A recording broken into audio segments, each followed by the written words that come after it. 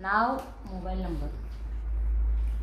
कल्पेश कू, चारोटी 7620744754. काय त्रास होता?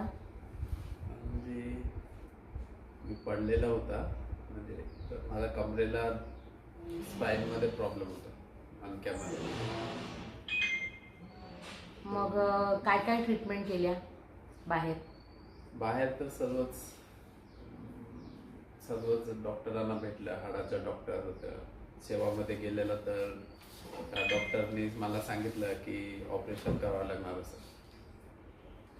मग इथे आल्यावर काय ट्रीटमेंट मिळाली? इथे आल्यावर तर सोनाली मॅडमने चांगलं, त्यांना जे पाहिजे ना ते त्यांनी थेरपी केली.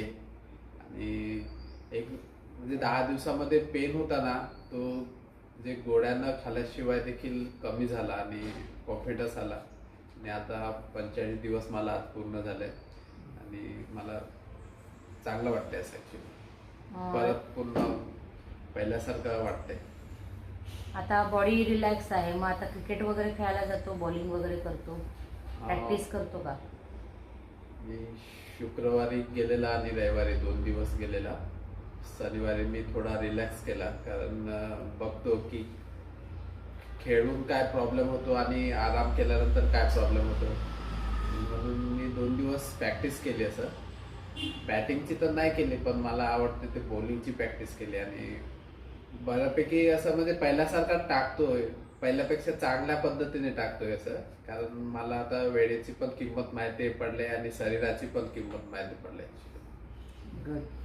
काय सजेशन देशील सगळ्यांना? दुखल्यावर अंगावर काढायचं, गोळ्या औषधी खायच्या, की ॲक्युबॉडी थेरपी डहाणूमध्ये यायचं? अंगावरती तर काढायचं, ते कधी ना कधी बाहेरच निघणार. असं अंगावरती तर कधीच काढू नये. आणि योग्य मार्गदर्शन घ्या. आणि योग्य मार्गदर्शन भेटल्यानंतर, म्हणजे मला योग्य मार्गदर्शन भेटलं म्हणून मी परत आलो. असं ॲक्च्युली विराट सरांचं मी आभारी आहे की त्यांनी मला परत सांगितलं आणि त्याच्यामुळे मी इथे आला.